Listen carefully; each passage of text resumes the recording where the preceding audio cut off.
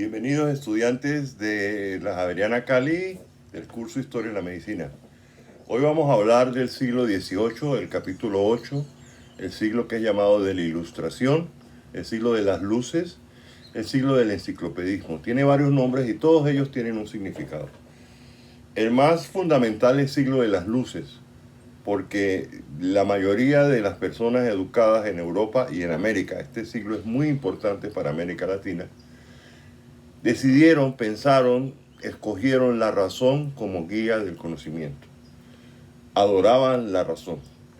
Y no exagero, al final de la Revolución Francesa, después de 1789, en Notre Dame se erigió un altar a la diosa razón. La razón era la guía del conocimiento durante este siglo. No los libros, no la tradición, ni siquiera la experiencia, la razón. Entonces este siglo se llama el siglo de las luces, el siglo de la ilustración, el siglo del enciclopedismo. ¿Por qué enciclopedismo? Porque en este siglo, al comienzo, los franceses decidieron que ya se sabía todo, que había que organizarlo, que había que clasificar el conocimiento y que había que entregarlo al mundo. Y se empezó a escribir la enciclopedia francesa, la enciclopédie. Fue la primera enciclopedia que intentaba resumir todo el conocimiento. Entonces, este siglo es un siglo de razón, de enciclopedia, de educación. ¿Por qué se escribió la enciclopedia? Para educar a los pueblos. Entonces, estos son los ejes principales de este siglo. En medicina o en biología, comienza el siglo quizás con el esfuerzo de Linneo. Linneo es un médico sueco que se vuelve naturista, estudiante, estudioso, investigador de la naturaleza y que decide clasificar las especies vegetales y animales con la clasificación de Linneo que todavía usamos. Reinos, órdenes, familias, géneros, especies. Esa clasificación que usamos para los seres vivos fue inventada literalmente por Carlos Linneo, que era médico y se dedicó después a estudiar la naturaleza, naturista. Ese esfuerzo de clasificar la naturaleza pasó a la medicina. El gran esfuerzo de la medicina en el siglo XVIII es clasificar las enfermedades en árboles, en ramas, en grupos, en órdenes y especies, podríamos decir. Es como que las enfermedades fueran un reflejo de la naturaleza y la naturaleza tuviera un orden al que yo puedo acceder por medio de la razón. Desde ya les digo que ese es un esfuerzo fracasado. Las enfermedades son procesos complejos, caóticos, que ellos no podían clasificar porque no tenían los instrumentos para estudiarlos. Entonces fue un esfuerzo fracasado, pero fue un esfuerzo valiente de clasificar las enfermedades. Los dos médicos esenciales, fundamentales de este siglo en cuanto a las ideas médicas son Morgagni y Bichat. Morgagni es un patólogo italiano, Giambattista Morgagni, que trabaja en la Universidad de Bolonia y que durante su vida hace múltiples, centenares de autopsias y que al final de su vida decide escribirlas. No diría yo que clasificarlas, pero sí con cierto orden. Es famoso su manera de describir los cambios de la cabeza a los pies en el cadáver. Ahora, lo más importante es esto. Morgagni, cuando hace una autopsia, tiene muy en cuenta la historia del paciente.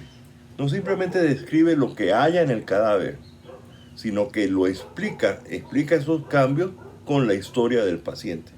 Y si ustedes leen los casos, que podemos leerlos hoy y los entendemos hoy, realmente eran explicaciones clínico-patológicas de los hallazgos en el cadáver.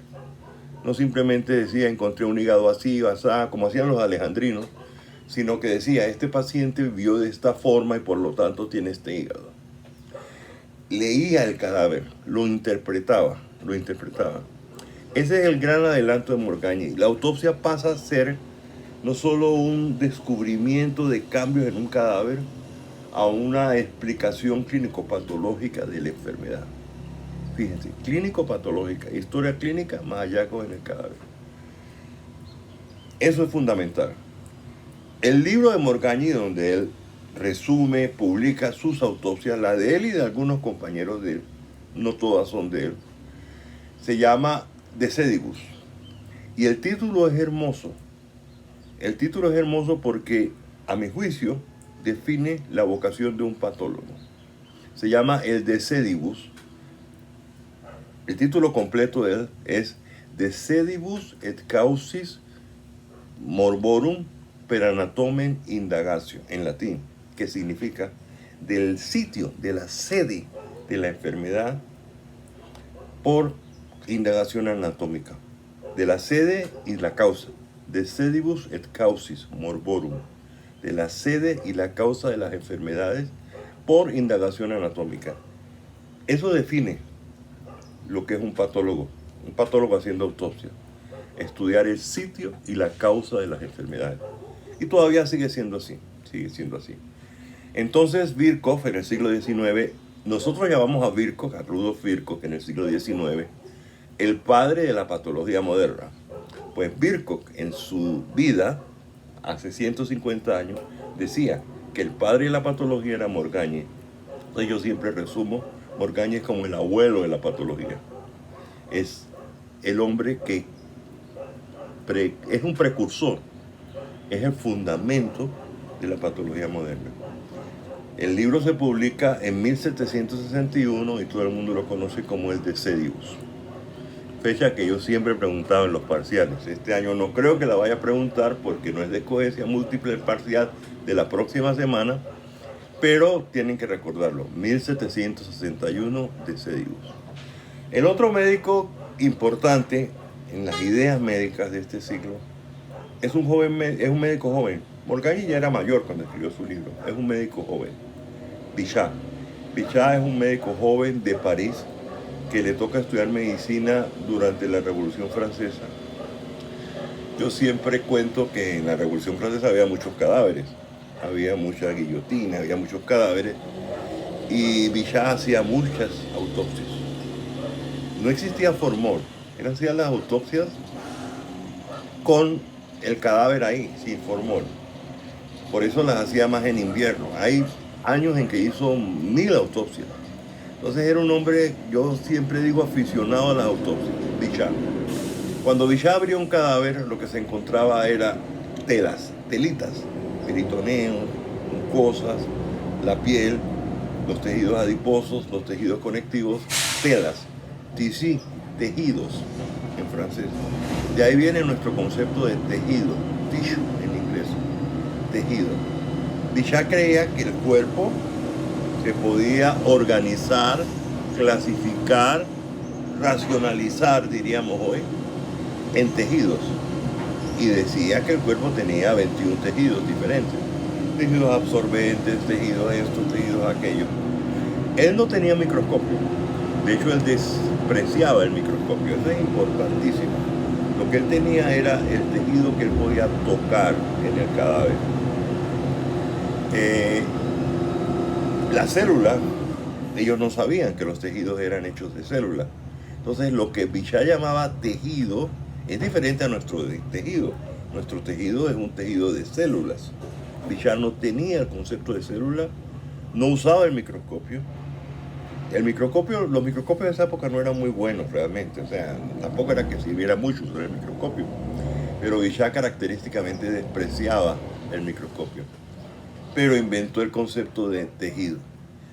Y Bichat me gusta mucho a mí personalmente porque era un gran hacedor de frases.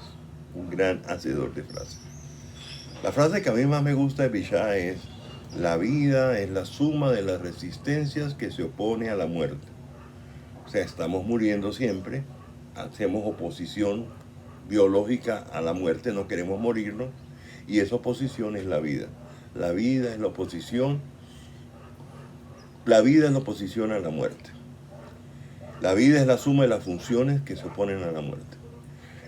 Otra frase de Bichat que usan mucho los filósofos y es característica de su trabajo: abrid un cadáver y se os dará la luz. Fíjense, este es el ciclo de la luz, la ilustración. cómo lo enfrentó Bichat abriendo cadáveres. Abrir un cadáver y cesar la luz. Esto ya es al final del siglo. Estos dos médicos resumen este esfuerzo racional por clasificar las enfermedades. Pero el gran hallazgo del siglo XVIII, del siglo de la Ilustración, no son estas ideas realmente. Lo que nos ha quedado, la herencia del siglo XVIII, lo que nos ha quedado a nosotros es la salud pública. Porque la Revolución Francesa al final del siglo, 1789 y después, se preocupó mucho de la salud del pueblo. Hizo grandes hospitales en París, eso va a explicar la Escuela de París en el siglo XIX, y se preocupaba de la higiene, de la salud del pueblo. Aparece la higiene y aparecen grandes hallazgos de investigaciones de salud pública.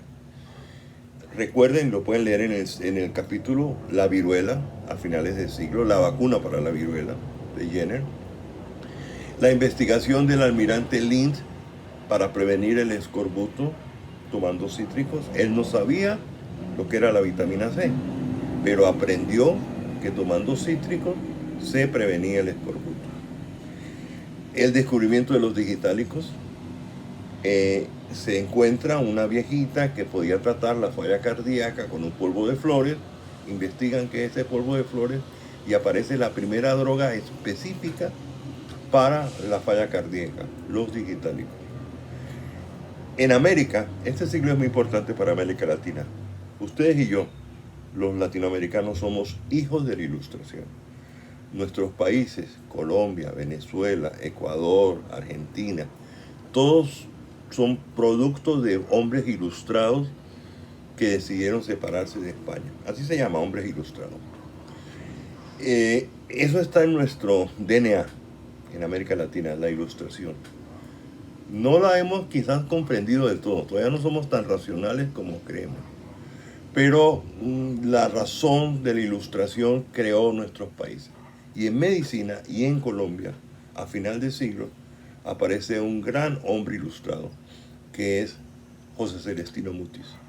Mutis funda en Colombia la primera facultad de medicina moderna, que es la del Colegio del Rosario en Bogotá. Mutis, podemos llamarlos el padre de la medicina moderna colombiana.